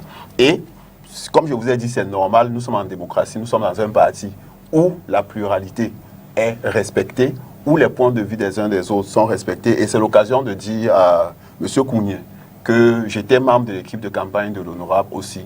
Et l'honorable Forbin a bel et bien travaillé pour la campagne de l'honorable aussi. Il n'a pas eu de frustration particulière au point où il n'a pas fait campagne pour le candidat. Il ne faudrait pas venir salir le nom de cet honorable député ici, tout simplement parce que vous souhaitez dire des choses. Donc, et l'autre chose également que je souhaite dire au camarade Kounié, c'est qu'il y a des réseaux parlementaires. C'est un ancien camarade, ça ne change pas. Okay. Il y a plein de réseaux parlementaires où on retrouve les militants ou bien les représentants des partis politiques de partis différents, aussi bien des partis au pouvoir que des partis d'opposition. Ces réseaux parlementaires existent, ils posent un certain nombre d'actes et personne n'est jamais venu dire que parce que vous êtes dans un réseau parlementaire, il y a un réseau parlementaire pour les questions de santé, il y a un réseau parlementaire pour les questions de jeunes, il y a des réseaux parlementaires pour les questions d'environnement et tout ce qui va avec. Il y a même des réseaux parlementaires pour des questions d'assurance. Donc, il est important que les uns et les autres comprennent que dans un État, on n'est pas en guerre contre le RDPC. On n'est juste pas d'accord avec la façon dont il gère ce pays. Et nous souhaitons qu'il soit géré de façon plus juste. Et puis pour finir, justement, Elie a relevé ces tendances. J'arrive. Ces tendances aussi qui, ou du moins certains ont l'impression qu'il est plus proche ou se rapproche du pouvoir. Nietzsche, dont on dit qu'il semble avoir un faible, ou du moins dont les actes politiques s'apparentent un peu à la contestation, comme ça se voit MRC. Je reviens de l'intérieur, ça se vit comment? J'ai envie de rire quand vous dites ça. Pardon, rions, mais répondez. Non, je vous explique. Le 23 janvier 2019, pour ce qui est des chantiers de la Cannes que les amis de M. Charles Elisan, pour lesquels ils ont dépensé près de 3 000 milliards pour s'engraisser. Ou c'était membre du site de Bépanda. Allez-y. Nous avons demandé, en tant que parti politique, une commission d'enquête parlementaire qu'on n'a pas pu obtenir. Et on a dû descendre dans la rue. Et le 23 janvier 2019, l'honorable aussi, l'honorable Nietzsche et moi-même étions sur le terrain. Est-ce que lorsque nous sommes descendus dans la rue, c'était des actions pro-MRC ou bien pro je ne sais pas quoi? Non. Ce qu'il faut noter, c'est que le SDF est né dans le sang. Il faudrait le dire aux Camerounais. Le 26 mai 1990, lorsqu'on lance le SDF, nous avons 6 morts officiellement piétinés par balle à Bamenda. Donc, il est important de comprendre que la lutte dans la rue n'est pas l'apanage d'un parti politique qui est né en 2012. Le SDF a toujours été dans la rue. Et ce n'est pas aujourd'hui que ça va changer. Vouloir opposer l'honorable aussi et l'honorable Nietzsche, en réalité, c'est perdre du temps. Parce qu'en réalité, c'est 2 têtes fortes du SDF qui travaillent pour que le SDF soit sur la bonne voie. Patrick Christian Dombo, c'est vrai, les dernières élections, d'abord présidentielles en 2018, mais également régionales, ont montré un parti affaibli, tout au moins sur le plan des résultats, imité, effrité. Est-ce que cette nouvelle, je veux dire, ce qu'on observe là nouvellement au sein du SDF peut avoir d'autres conséquences sur le ressenti, la sympathie que les uns et les autres auraient pu avoir, je dis au-delà même des militants vis-à-vis de ce parti, et même y compris les militants, est-ce que ce ne sont pas des attitudes à peut-être, je ne veux pas dire démobiliser, mais c'est tout comme l'engagement des uns et des autres? Écoutez, il y a des militants actifs et puis il y a des sympathisants. D'accord. Et la mouvance des sympathisants peut aussi s'exprimer à travers le vote des indécis. Vous savez que parfois dans les scrutins, certains, sans une appartenance idéologique totale, en fonction du sentiment et de la sympathie de l'heure, du contexte, peuvent décider de pencher pour un parti. Une formation politique comme le SDF a toute sa place. Et s'il y en a qui pensaient que le SDF ne pourrait pas compter dans la redéfinition des cartes, ce serait mauvais pour notre jeu politique. Parce que ce qui se passe aujourd'hui au SDF peut être appliqué à toutes les autres formations politiques sur le plan national. C'est-à-dire, on a besoin de voir si les convictions idéologiques, fondamentales, qui participent de l'adhésion d'un certain nombre de militants dans les formations politiques sont effectivement celles-là qui ont fondé la présence d'un certain nombre d'acteurs dans la dynamique du SDF. Parce que la vie d'un parti politique, c'est les hauts, c'est les bas. Ça peut mettre des moments de détresse, mais maintenant, la force des convictions politiques peut amener justement les uns et les autres à rester. Et voyez, dans le sens de la discipline, vous savez bien que le SDF a souvent fait bon usage de son 8-2, le fameux 8-2, qui a permis au SDF quand même de maintenir la barque sur un certain nombre d'aspects, je veux dire sur le plan de la discipline. Est-ce qu'aujourd'hui, la figure emblématique du SDF, annonçant son intention de se retirer, ne donnerait pas le signal d'un lion affaibli qui peut se faire manger à toutes les sauces? C'est une question. Nous, dans une posture analytique, on s'interroge quand on voit. Mais pour répondre à votre question, effectivement, l'image qui est dégagée de façon externe, quand on voit des prises de position de haut cadre de ce genre-là, aux antipodes, peut laisser croire véritablement qu'il n'y a plus de capitaine dans le bateau. Et que peut-être le navire sera en train de prendre l'eau dans un certain nombre de postures pas toujours visibles à l'extérieur. Il serait peut-être bien pour le SDF de s'enfourcher, mais de manière interne. Parce que ce que nous on attend d'une formation comme le SDF et peut-être de bien d'autres formations politiques, c'est qu'elles amènent un certain équilibre dans le contrôle et la gestion du pouvoir par le parti proche au pouvoir, à travers la capacité de la vie des structures de ce parti. Et il n'y a pas, sauf à démentir, jusqu'ici en attendant que cela soit avéré, un autre parti de la scène de l'opposition qui a quand même réussi pendant son parcours, près de 3 décennies, à quadriller l'ensemble du territoire national en matière de présence.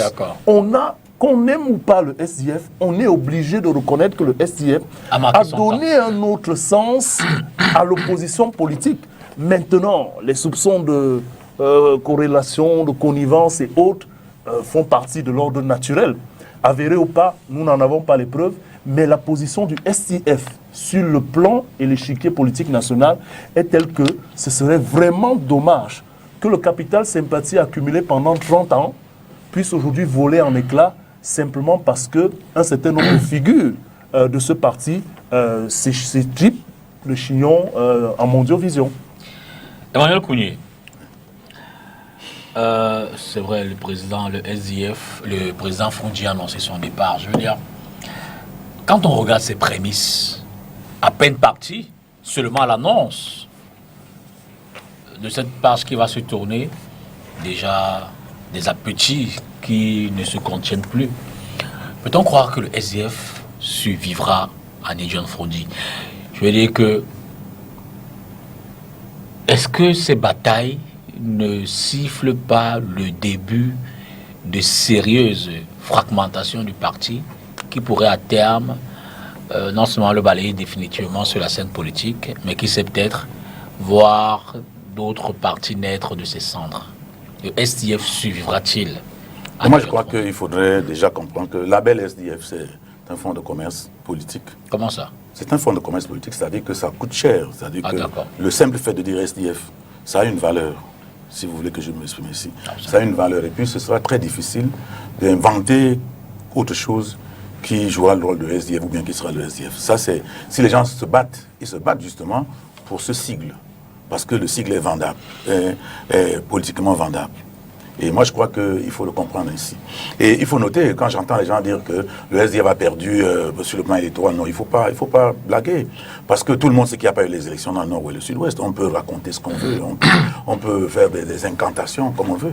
Mais ce qui est vrai, c'est que la base du SDF, le SDF avait la majorité de ses députés dans le nord ou le sud-ouest. Et on s'est enragé pour qu'il n'y ait pas d'élections dans le nord ou le sud-ouest. Parce que si ceux qui disent qu'ils ont gagné les élections au nord ou au sud-ouest avaient effectivement gagné les élections, on ne serait pas en train d'exécuter les chefs et tout ça, et que ces élus soient incapables de dire un mot.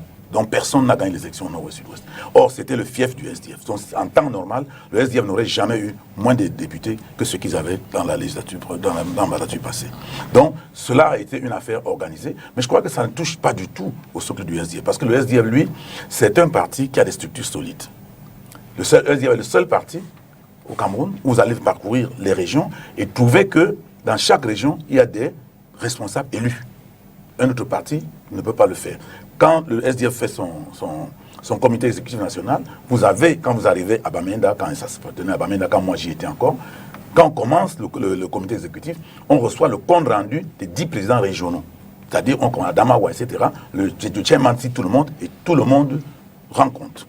Donc, au sortir de là, on a la température. Et puis, on parle de la politique intérieure du parti et de la politique nationale. Donc, au sortir de là, on a le pool. C'est pour ça que le NEC a été toujours une école où nous, on a appris la politique. Et ça, il faut le dire. Il n'y a aucun parti politique, aucun, même pas le RDP. Le RDP, c'est d'ailleurs un comité central qui ne s'est jamais réuni. Et le MRC? Le MRC fait des réunions, mais le MRC, justement, a des structures fragiles pour le moment. Parce que les responsables du MRC qui sont dans les structures ne sont pas encore élus. Ils ne sont pas élus. Vous n'aurez pas des gens élus dans les structures du SDF ou dans les régions. Donc, moi, je suis d'ailleurs parti du RDP, du SDF. Du SDF pour le MRC, en disant à ceux qui voulaient me demander pourquoi je suis parti, oui, le SDF, moi je pars, parce que le SDF a des structures solides, mais le SDF aujourd'hui est en panne de leadership. Par contre, le MRC n'a pas de structure solide, mais je crois qu'on peut travailler pour mettre sur pied des structures, mais le MRC a un leader. Il a quelqu'un que je pense qu'il est capable de nous conduire vers l'objectif qui est de faire à ce que M. Biya et ses 40 ans, avec les ans et tout ça, qu'il libère le plancher, parce qu'il perd du temps au Camerounais. Voilà pourquoi. C'est pour ça que je vous ai souvent dit que j'ai fait une translation, et non, l'objectif que je vise, c'est que M. Biya et ses amis doivent quitter le pouvoir, parce qu'ils ne servent à rien, ils ne font rien là-bas.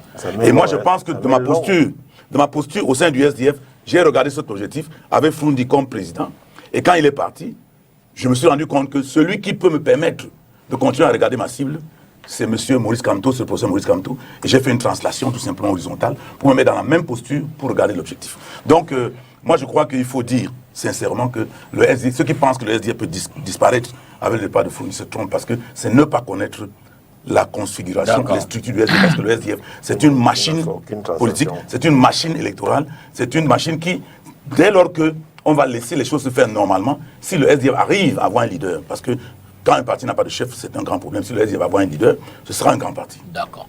Vincent Yende, sur la même question, le SDF suivra-t-il Afrondi? En réalité, de mon point de vue, le SDF est à la croisée des chemins.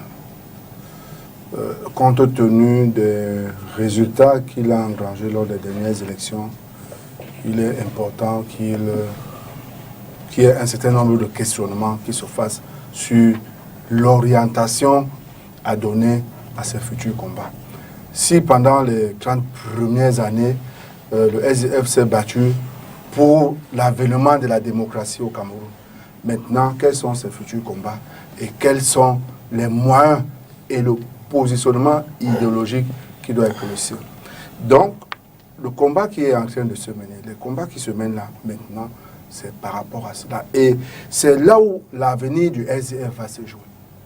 Parce que s'il y a une frange qui réussisse à imposer son point de vue et à prendre le contrôle du SDF, des coups ne vont rentrer au SDF. Quelle frange? Si c'est une autre frange, Vous faites quoi? Si c'est une autre frange qui l'emporte, il va falloir avoir le courage politique de se séparer d'un certain nombre de personnes qui ne partageront pas cette option et cette idéologie. Et maintenant, aller donc vers des nouveaux militants pour se reconstruire. Et en l'état, qui selon vous représente mieux ces différentes tendances que vous semblez évoquer? Ce que je souhaite au SDF, c'est qu'ils puissent avoir quelqu'un qui leur apporte le consensus. C'est-à-dire qu'ils soient capables de mettre les deux parties d'accord pour éviter une implosion du SDF. Parce que, quoi que nous disions, le SDF a sa place dans la scène politique. J'aime souvent à le dire. Mon village, c'est Aniel, à Logwa, c'est dans la Sahara maritime. Mais à toutes les élections, le SDF a une voix.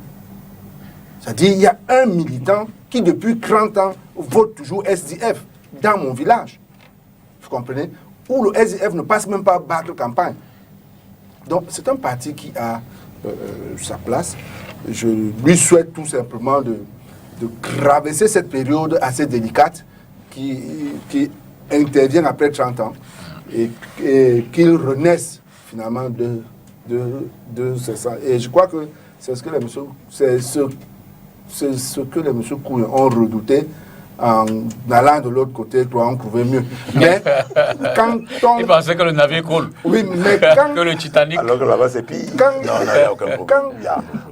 nous venons de l'entendre parler du SDF, c'est un militant convaincu Avec la nostalgie. du SDF. D'accord. C'est un militant convaincu du SDF. Qui est seulement... Et sa place est à quoi? à défaut de revenir, peut-être que ceux qui le ressentent comme lui vont venir le suivre. Eric, Voilà. allez-vous survivre à Ni John Frondi? Je veux dire, allez-vous en tant que militant évidemment au sein du SDF? Sincèrement, oui. Oui, tout simplement parce que lorsque M. Yéné parle de faire une évaluation claire pour pouvoir se projeter pour les prochaines années, c'est comme s'il avait été à la réunion du NEC du 12 décembre dernier. Parce que pendant la réunion justement du NEC du 12 décembre dernier, un des points à l'ordre du jour, c'était l'évaluation globale de notre participation électorale. Et sur la base de tout ce qui s'est dit pendant ce NEC, il y a un certain nombre de commissions qui ont été mises sur pied. Il y a eu une commission de réconciliation, justement, pour pouvoir amener l'ensemble des personnes qui pensent que le SDF est un parti qui doit avancer, qui peut apporter un plus aux Camerounais, de revenir dans la maison pour qu'on puisse ensemble construire la maison SDF. Également, il y a une commission action politique qui est notamment dirigée par l'honorable Jean-Michel Nitieux et dont je suis également membre, qui travaille sur les actions possibles qu'on pourrait mettre sur pied pour redynamiser le SDF. Dans ce travail de réflexion est en train de se faire en interne. Et comme je disais tout à l'heure, nous sommes dans un parti démocratique, nous ne sommes pas dans une église où les uns et les autres peuvent exprimer des points de vue de temps en temps qui peuvent ne pas être toujours concordants, mais de façon globale, nous sommes tous orientés vers le même objectif, c'est de revenir à un SDF qui répond aux aspirations du peuple camerounais, parce qu'en réalité, le juge ultime, c'est le peuple.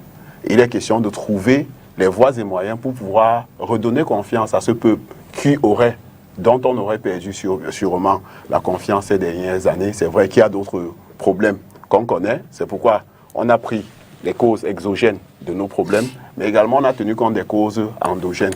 Et il est question que nous agissions sur ces causes endogènes pour pouvoir relancer, pour pouvoir rebooster notre parti. Donc, comme je disais, M. Dipita, le SDF suivra au chairman Ni John Frondi, surtout qu'il reste à côté pour pouvoir accompagner les différentes personnes qui vont s'occuper du parti pour leur donner des conseils sur voilà les erreurs qu'on a peut-être commises dans le passé.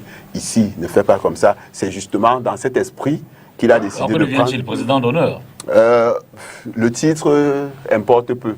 Mais il est clair que le chairman Ni John Frondi sera aux côtés de ceux qui présideront aux destinées du SDF dans les prochaines années et peut-être les prochains mois. mois. Vous buvez du petit lait. Hein? Le SDF survivra-t-il à Frondi? Généralement, les partis politiques comme le SIF, même comme mon RDPC, ont toujours des difficultés à survivre au départ de celui qui a été à la base de la création de ce parti. Parce que dans la création, dans l'évolution de ce parti, on a toujours tendance à personnaliser et les textes et même le contenu du parti.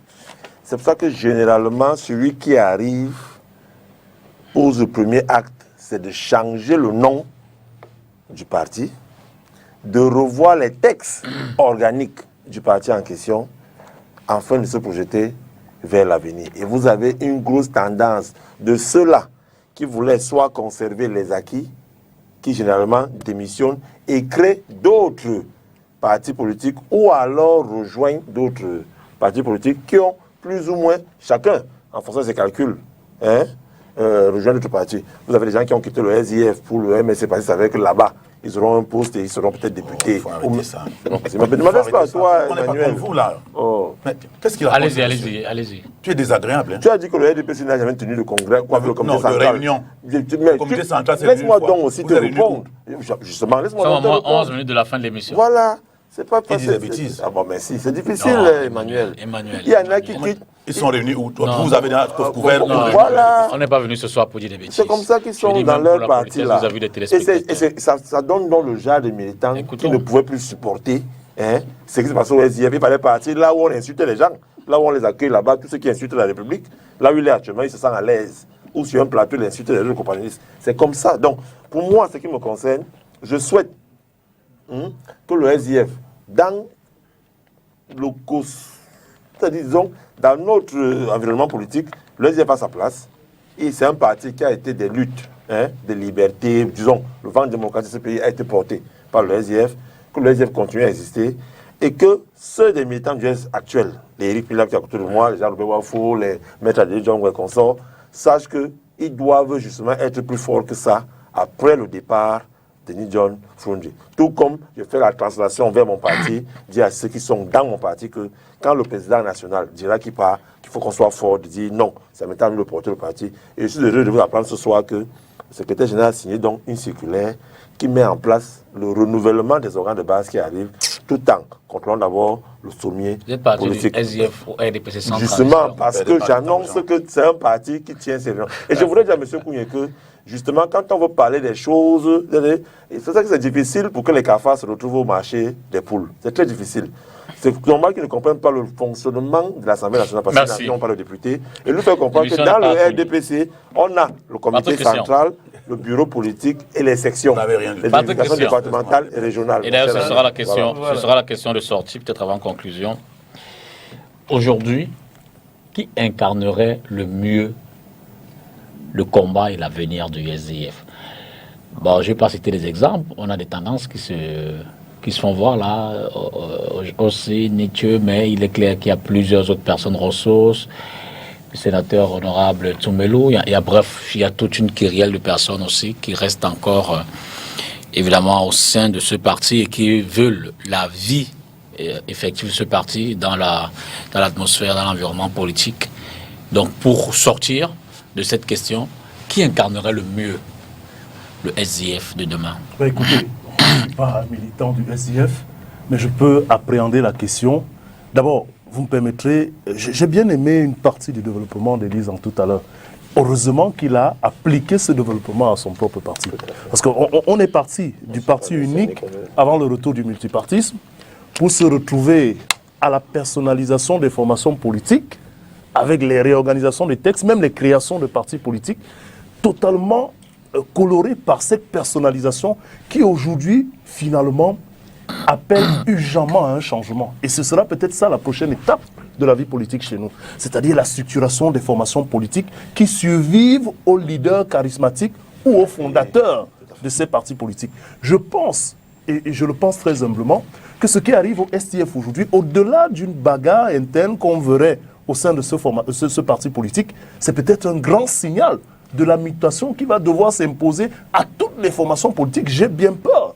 Aucune n'échappe aujourd'hui à ce contexte-là, de la personnalisation du leader. Je ne vais pas les citer. Regardez toutes les formations politiques aujourd'hui On a besoin de leaders charismatiques, mais tout est toiletté sur le plan de la personnalité individuelle du leader. C'est à se dire que si un leader disparaît aujourd'hui ou s'il n'est pas là, on a l'impression qu'on a un vide.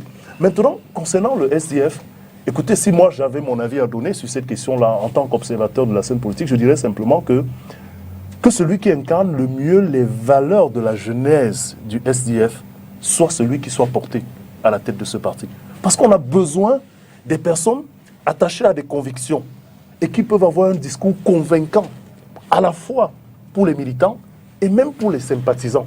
Je crois qu'aujourd'hui, le SDF peut, en plus d'avoir été le modèle dans la reprise du multipartisme dans notre pays, peut effectivement être un modèle dans cette mutation qui s'impose à la vie politique dans notre pays. C'est tout le mal que... à l'intérieur des partis. Voilà, c'est tout le mal que je peux souhaiter au SDF et pour même la démocratie dans notre pays. Parce qu'il va falloir qu'on ait des institutions qui survivent aux hommes et qui soient structurées sur des convictions beaucoup plus que sur des positionnements. Je pense que c'est ce qu'on peut espérer. Et dans ce cas, pour terminer, il faudrait peut-être que ceux qui peuvent prendre le relais ne se voient pas trop beaux. C'est bien vrai d'avoir l'envergure nationale. Le SDF, à un certain niveau, a réussi ce quadrillage sur certains aspects, mais il ne faut pas oublier son fief. Et dans la structuration de la majorité des partis politiques chez nous aujourd'hui, qu'on se voile les yeux ou bien qu'on fasse semblant de ne pas le reconnaître, il y a un ancrage régional de beaucoup de formations politiques. Le nier serait une erreur fatale.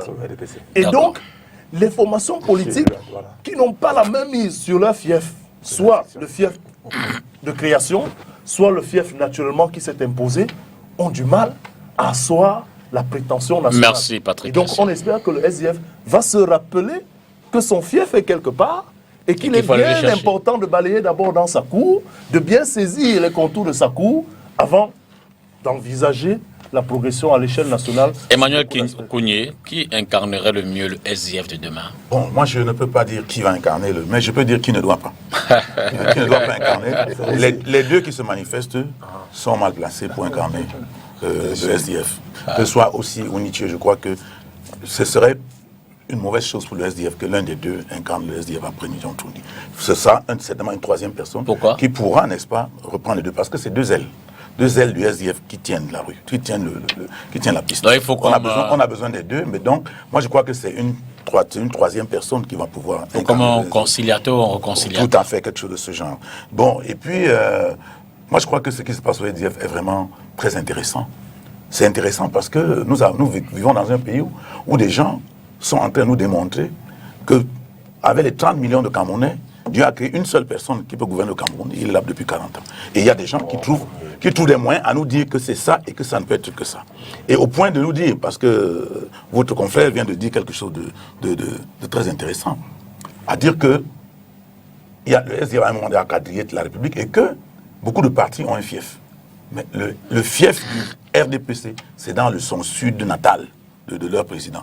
Toutes les autres régions, là, c'est les fonctionnaires qui font le SDF. C'est-à-dire que dans toutes les régions, le sous-préfet, le commandant de brigade et je ne sais pas qui ont déjà constitué le RDPC. Sont-ils interdits d'être militants? Non, ils n'ont pas interdit, mais justement, il faudrait qu'on arrive dans ce pays à dire que si vous êtes fonctionnaire et vous êtes militant, vous voulez militer comme militant d'un parti politique, il faut quitter la fonction publique. Il faudrait amener les fonctionnaires... Ça existe en démocratie? Non, il faudrait... Non. La démocratie n'est pas le libérage généralisé. Il y a une démocratie au monde où les fonctionnaires... Il faudrait... Parce que chez nous, on a clochardisé les fonctionnaires.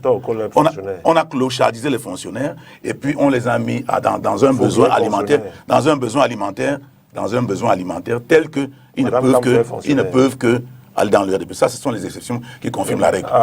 Le gouverneur de la région est militant du RDPC, c'est dans les textes. Est-il interdit? Non, c'est pas. Mais les textes du RDPC disent que dès que vous êtes gouverneur, vous êtes militant du RDPC. Oui, mais est-ce que c'est interdit? Justement, c'est un, comment dirais-je, c'est de la triche. Il faut laisser ça. Non, c'est de la triche. Si ce n'est pas interdit, est-ce que c'est alors, si un autre parti arrive au pouvoir, ce parti dira donc que le gouverneur est son militant. Libre à lui. Non, mais c'est justement... Maintenant, le gouverneur qui ne veut pas être d'accord signifie expressement qu'il ne l'est pas. Et on l'enlève de son poste. Abaka Ahmad, par exemple, il n'est pas militant. Il a dit longtemps qu'il n'est pas militant. On l'enlève tout simplement. Nous sommes au Cameroun, nous sommes des Camerounais, nous amenez pas le lait. Nous ne rêvons pas. Ce que je suis en train de dire, c'est pas de rêve.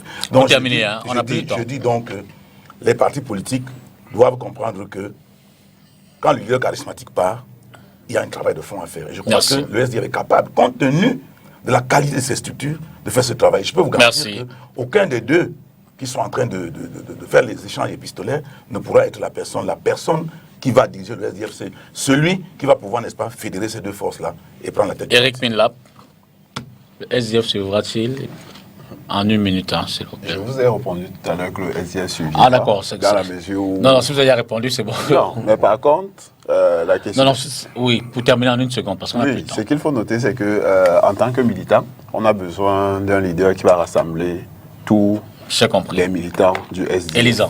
Oui. Et puis Vincent. Vous avez répondu à la question déjà? Sur la question de la survie après le chairman. Le SDF survivra. D'accord. Après, c'est sûr. C'est un parti qui ne peut pas disparaître avec tout ce passif-là. Non, c'est impossible. Oui, le SDF a l'obligation de suivre. Je ne suis pas d'accord avec s'il vous ce plaît, que disait en 1 Patrick. minute. On ne peut pas réduire un parti politique à une seule région. Si on veut diriger ce pays, on doit avoir une envergure nationale. Et le PCN, pour sa part, se projette comme un parti national qui doit se déployer sur toute l'étendue du territoire. Un parti ne doit pas avoir de fief. Chacun d'entre nous, là où il se trouve, se crée un fief. Parce qu'il y a une idéologie qui guide toutes nos actions. Une fois qu'on se l'approprie, on vient irradier son secteur. Merci. Merci Vincent Yendé, Emmanuel Kounié, Patrick Christian Dobo, Elisan et puis Eric Pinlap. Je n'oublie pas le docteur Roger et toi qui étaient là en première partie de l'émission. Merci à vous à la maison également d'avoir regardé cette émission. On avait 2 thèmes, je l'ai dit, Covid et puis la survie du SDF, ou du moins savoir si la nuit des longs couteaux est enclenchée. Bonsoir et à mardi prochain.